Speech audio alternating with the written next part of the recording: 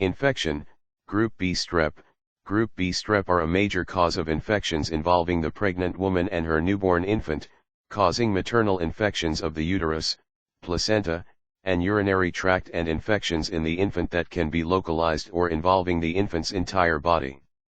Group B strep are not to be confused with Group A strep, the bacterial cause of strep throats.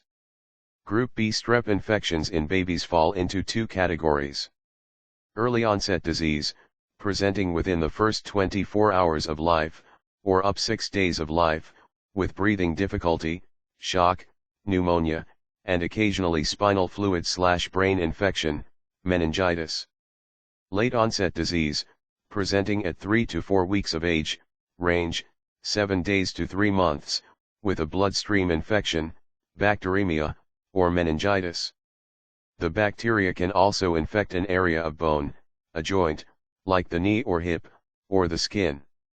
Group B strep, or any bacterial infection in the newborn is a serious and potentially life-threatening event, particularly because fever and warning signs are often minimal or absent and because the newborn's infection-fighting immune system is not mature.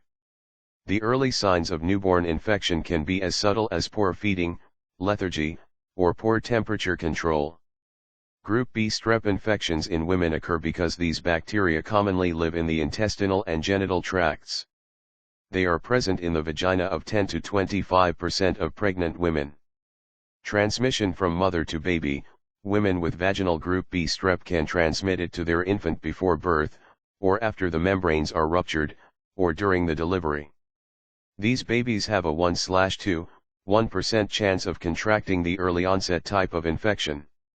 The risk of infection rises with premature infants, infants born after the amniotic membranes have ruptured for more than 18 hours, and infants whose mothers had fever or evidence of infection of the uterus lining and/or urinary tract during labor and delivery.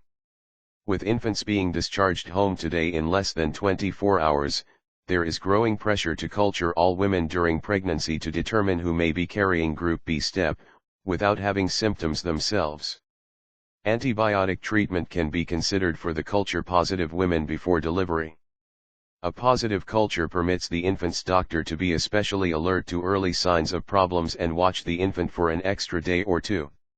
Group B strep infection of the newborn, once diagnosed, is treated aggressively with antibiotics and care of the infant in a neonatal ICU, but the disease still carries a significant mortality rate.